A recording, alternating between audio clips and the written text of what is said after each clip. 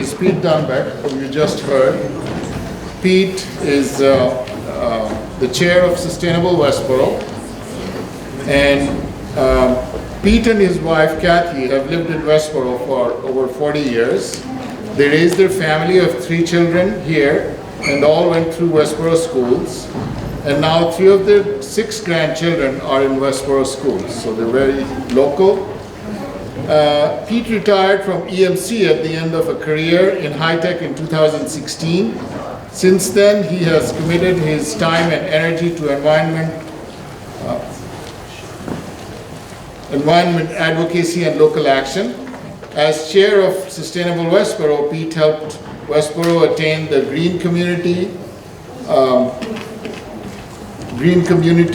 honor, and he has also chaired the committee for developing the Climate Action Plan for Westboro, which I had alluded to just a few moments ago.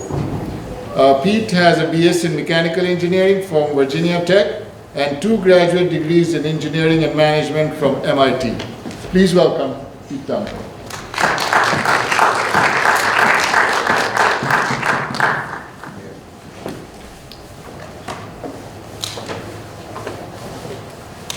Myself set up here, so. Well, I wasn't joking about having a tough act to follow. That was excellent. So, as Sharad said, my name is Pete Dunbeck. I'm the chair of Sustainable Westboro. I'm very pleased to have you join us today at the first annual Westboro Energy Fair. I'd like to start by talking about my personal motivations and why I work with Sustainable Westboro. Clearly, there are essential economic factors in our decisions about how we heat our homes and which car to drive. There are economic benefits of reducing energy use, but there's also cost in these decisions. My motivation, though, isn't centered on the economics. Mine is focused on the environmental impact of our decision. Some of you may have heard of the 7th generation principle. This principle is based on ancient Iroquois philosophy. The decisions we make today should result in a sustainable world 7 generations into the future. This is a picture, which unfortunately has gotten kind of fuzzy here, of my 6 grandchildren. One of them is a display in the display area. The worst of climate change will be impacting them long after I'm gone, and the impact will be even greater for their grandchildren who are likely to be born before the end of this century.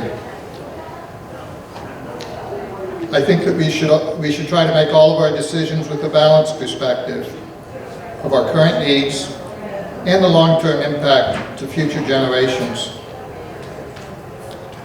I'd like to begin with an introduction of Sustainable Westboro. We are a town committee. We're dedicated and focused on supporting the residents and businesses in making the transition to a sustainable net zero carbon future. As a town, as a state, as a country, we all need to move aggressively to making these changes. But our biggest opportunity is to make the impact on what we can do locally. We are lucky that Massachusetts has a tremendous wealth of information and resources to achieve this goal of net zero in 2050. Sustainable Westboro is taking advantage of these programs, grants and incentives, educational resources, etc., to ensure that Westboro is doing our fair share of making this change. Sustainable Westboro also plays an advisory role to many parts of town government, including town staff and other town committees, with respect to policies, processes, and in some cases, regulations and bylaws. All of these changes will be considered and vetted through the normal town review and approval process. Sustainable Westboro is comprised of both volunteers and members of town government, both town staff and different town committees. We're a 9-person committee, including the town manager and representatives from the select board, the planning board, and the school committee, in addition to 5 volunteer at-large members. This integrated hybrid model of volunteers and town staff allows us to stay abreast of the diverse, complex needs and challenges of this growing community, while also leveraging the wealth of local talent, which is needed to understand and respond to climate change. Sustainable Westboro has been operational for 5 years. Our initial focus was driving the process of attaining green community status. With that program, and with other grant programs, Westboro has been able to obtain $840,000 worth of grants and incentives for our community. These investments have resulted in energy savings of about $91,000 per year on a payback for town money of less than 1 year. We will continue to work with town staff to maximize our access to these state grants and utility incentive programs to save the town money. As Sherrod had mentioned, and the young ladies before me, Westboro has developed a climate action plan. After attaining green community status, Sustainable Westboro, with the select board approval, broadened its mission into looking into the environmental impact beyond town government operations. At the request of Sustainable Westboro, in the fall of 2019, town meeting voted to set up a climate action plan task force for the purpose of developing the first climate action plan, which has now been completed. We worked through the pandemic years of 2020 and 2021. The product of this, kind of shown on the slide a bit, is a 120-page document that provides a strategic roadmap of what Westboro needs to do our fair share of the state goals. This plan was completed and approved by the Select Board in May of last year. The starting point for the task force was to complete a greenhouse gas inventory. This was completed using a tool from MAPC, which is being used statewide by municipalities for this specific purpose. The conclusions of this at a high level is that we need to focus on 3 areas. These have become the primary goals for Sustainable Westboro going forward. The first of these is clean energy. We need to be driving increase in the use of electricity coming from renewable sources such as wind and solar. Building energy. This has actually 2 components. First is the energy efficiency, which is usually the most economic way that we can reduce greenhouse gas emissions. The second is to convert to electric heat pumps for heating. And this eliminates the on-site emissions from burning fossil fuels. Transportation electrification is the third piece of the pie. There are many strategies for reducing transportation emissions, using mass transit, such as using mass transit and biking and walking. But in a suburban community like ours, the #1 transition is to electric vehicles. Fortunately, there's a growing number of options, including some under $35,000, and that's before the state and federal incentives. We have other goals besides those 3 primary goals, and we lump them together under sustainable living. And these are important environmental topics, such as composting, plastic reduction, waste management, and open space. As described earlier, Westboro is aligned with and takes advantage of the research, policies, resources, and funding coming from state and federal programs. I believe that local action is essential for the success of these programs. Every family, every house, every commercial building is unique. As a community, we can help each other learn about the programs and technologies that are needed to attain net zero for our community. One question you may be asking is, why should Westboro be involved in this? why don't we wait until we're required to make changes that are kind of stable and proven? Well, changes are coming, and changes are coming fast.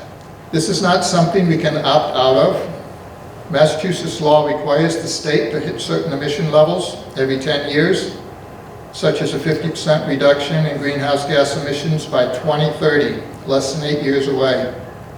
The changes will entail a wide range of programs, both carrots, which are incentives for making change, and sticks, which are forcing us to make changes. The slide shows a sampling of the work going on in just 2022, primarily in the building energy segment. I'm not going to go into detail on this, but let me highlight a few of these. The Mass Clean Heat Commission was formed by executive order to evaluate the options for eliminating greenhouse gas emissions in the building heat segment, and specifically told to develop a pricing mechanism called a cap and trade. Fossil fuel suppliers will be required to pay into a fund for the right to sell a certain amount of the polluting fuel. This limit, the cap, will be declining every year. The effect of this is that the cost of heating fuels such as natural gas will rise, but it also raises funds that are needed for the climate transition and can be invested in electric heat pump subsidies and conversions and energy efficiency. This is definitely a kind of a stick program, a forcing function. It's a way to economically force change. But there are also what I call carrot side incentives, like Mass Save, who in January this year introduced new rebate incentives that are now focused on fuel switching from fossil fuels to electric heat pumps. Mass Save has been a national leader for 10 years in energy efficiency, but has now focused greater attention in funds on electrification of building heat. It is also critical that all residents are able to take advantage of these Mass Save programs, regardless of their economic means or if you're a renter. You may qualify for the income eligible program. For example, a family of 4 with a household income under $78,000 in income is income eligible and can make the changes needed at very low cost or even no cost, 100% subsidy, depending on the income level and the number of family members. Mass Save is a carrot. It's designed to incent people to make change. It's a great program and everybody should be taking advantage of it. There are speakers and exhibitors out here who can talk to both sides of this, the heat pumps and the energy efficiency, and I encourage you to take some time to look at that. One area that continues to be a great deal of uncertainty is the future of the natural gas industry. As customers leave natural gas based on these incentives and pricing actions, what happens to the billions of dollars of natural gas infrastructure and the investments that have been made in that? These costs are embedded in the delivered price of natural gas. As customers move to heat pumps, the cost burden to amortize this investment will skyrocket for the remaining natural gas customers. The state DPU is studying this issue. One strategy is to shift these businesses, the natural gas distribution companies, to a geothermal district heating solution, and that Eversource is piloting, and they have a table displayed talking about geothermal district heating. These programs and dozens of others will be captured in an integrated clean energy and climate plan that will be published July 1st of this year. There's actually 2 plans, one for 2025 and one for 2030. And the focus of each is how to achieve those intermediate goals. This clean energy and climate plan becomes the foundation for sustainable Westboro's work.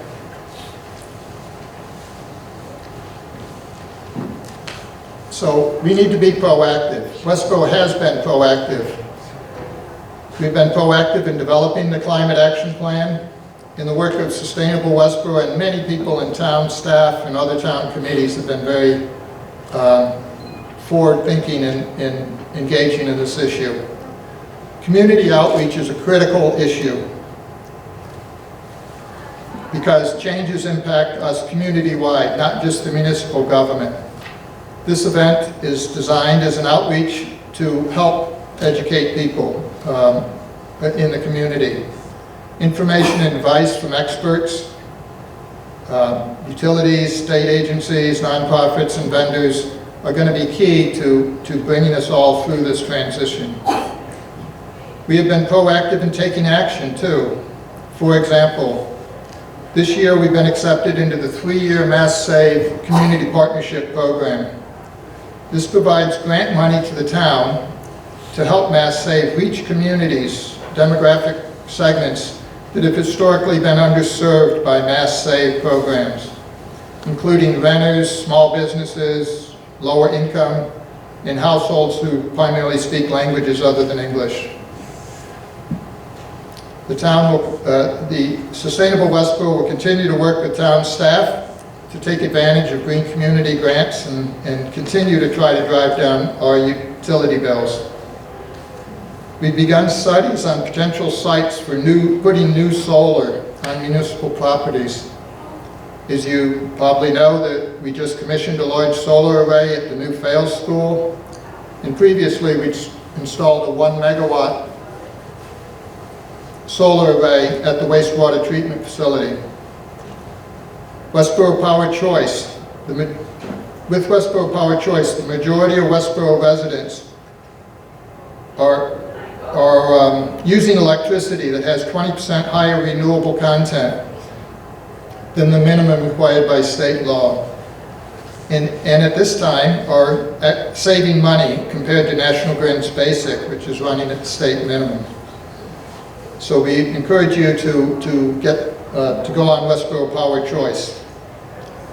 A key requirement for EV adoption is EV charging stations that are available for renters and at workplaces. The town's first charging station is a two-port charging station at the Westboro Golf Course on Main Street. Town staff and Sustainable Westboro are continuing to work on a plan to expand the number of EV chargers in the years ahead and to ease the transition, that will ease the transition to electric vehicles. You may have seen the EV police car out front. It may have been a hybrid, but there's an EV version that's coming shortly. This is part of a broader plan for the municipal fleet to move to electric and hybrid vehicles. Right now we have about 8 to 10 of these vehicles, mostly in the police department, but also have one in the building department and one in the fire department. But the work is really just beginning. We're a small committee and there's a lot to be done. We're always looking for additional volunteers. The more people, the more work we can do effectively. It's not that we need 1 or 2 specific skills. We need skills of all different dimensions because there are many different types of work to be done. Whether it's technical skills, understanding heat pumps and systems, marketing, promotional activity, website design, financial analysis, understanding and interpreting state policy, making recommendations for local policy changes, managing a project, contact database to communicate with social media and with emails. A core requirement of all of this work is the community outreach. So all skills and backgrounds are needed.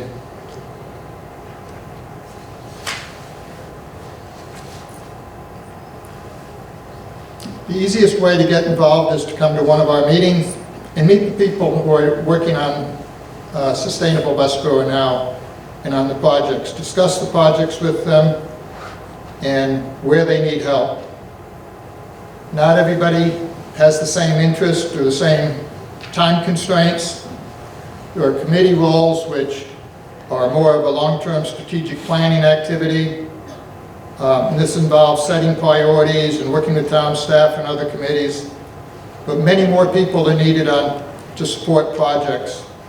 These are time-bound and focused on a specific event or a specific activity, like an EV car show or a new brochure, or bringing in an expert for a webinar on a topic. Project work is easier to get involved in. You can be flexible in the amount of time, but the main thing is to find a topic and a project that's aligned to your personal interest. So, leaving here, I'd recommend one of three things, or multiple of these. One is just go out to our Sustainable Westboro table and meet the team and take a look at what we're doing and talk about the projects we have underway. Second is to go on our website. There's a volunteer form. You can fill it out, check some boxes indicating what you're interested in. But if the form is constraining, feel free to just send us an email at sustainablewestboro@town, so forth, as shown on the slide here. You can reach out to Town Hall if you want to get that email address. We are creating a list. We have a list of people who've shown interest, and we're going to continue to follow up and have discussions. It's not an endless time commitment. We're very much trying to make it very time-bound so it fits in people's busy lives. But we need help. We are here to serve the community, and we're looking for help from the community to connect neighbor to neighbor and help each other. So I'll stop there and see if there's any questions about Sustainable Westboro.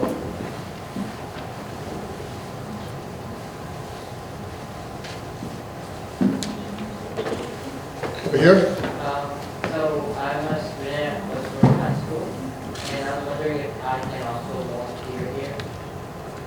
Absolutely, yes. Other students, other high school students can volunteer.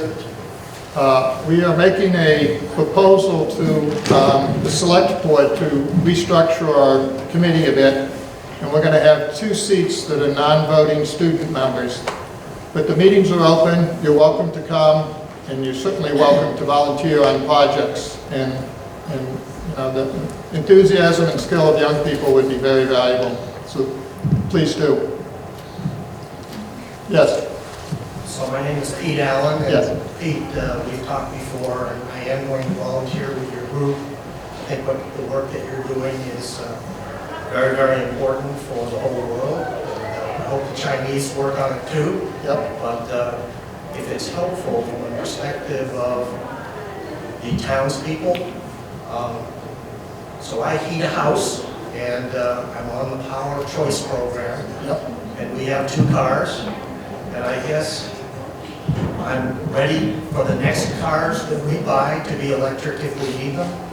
And I'm ready to do heat pump or whatever makes sense, but the question is when to do that. Because right now we have workable cars that have plenty of useful life left, as do our gas furnaces. And so I've read a lot of things about how the best thing you can do for the environment and everything else is in fact to keep running out the useful life of what you have and then make the move. I think it would be very useful to get that as advice to people, because right now often you feel guilty because, gee, I should go out and buy an electric car tomorrow. I don't think that's what we want people to do. Yes, there is a both economic and environmental aspect of the transition point. And the most efficient, both economically and environmentally, is when the previous technology or product has reached its end of useful life. There's embedded carbon in every product we buy, so we shouldn't ignore that also. And the Climate Action Plan actually has a graph that talks about that. One of our challenges is, in the next 28 years to get to 2050, we only have a couple of cycles of car replacements, so we need to be moving quickly. So we do need to catch people on their transition. And of course, it's the most economical time. If you're replacing a vehicle today with the subsidies, you can do it almost cost neutral if you were going to buy a car anyway. But you can't justify the entire car based on the fuel. So I think that transition point is a very critical topic. Thank you again for your work. Yeah. John? So let me follow up with what Pete said in 2 ways. Well, first of all, for people who have gas heat, one of the things that sometimes happens is you don't do anything and then it fails. And the plumber comes and says, well, I can put the thing I have in my truck in your house tomorrow and be warm. Or you could wait several weeks to figure out how to change over to heat pumps. And if it's the middle of winter, you'll probably take the first choice. So you really have to plan, okay, by getting to the useful life, and that's an education thing. We need to help people understand that, the city of that, because it doesn't, in most cases, it's a problem. Yes. So, and then the wider thing, I guess. Let me play that back to make sure everybody heard it. It's an important point. When the furnace fails in the dead of winter, you don't have time to go and research, read papers and so forth on heat pumps. You need to do it in advance so that you're prepared and be ready for the transition and already have a kind of a system in mind for when your furnace fails. Otherwise, you're caught with no heat in the middle of winter. So it's important to prepare, which I think is John's central point. John? And I think that one of the things too is many things are happening in this town that have to be done by private individuals or businesses. And so we've got thousands or tens of thousands of decision makers. So there's a whole issue of education and motivation that we're all involved in. We need to talk to our friends, our neighbors, our relatives, because everybody probably has heard something new today. And a lot of people, we've all got a lot to learn. So one of the things we can all do is just talk and ask questions and say, what do you know? That confuses me. How do you do it there? The more we do that, the more we'll help each other be ready for this. It's a huge educational challenge. Neighbor to neighbor discussions are very valuable. They're trusted sources. They give you the unvarnished truth of kind of what hiccups happen, what problems that you didn't anticipate, and so forth. So it's really helpful to have that neighbor to neighbor discussion. And people can carry what I call old tapes, something that they'd heard 10, 20 years ago, but technology's moved on, so it's important to make sure that people are up to date, but the neighbor-to-neighbor discussion is important. And I'm getting the hook here, so thank you very much.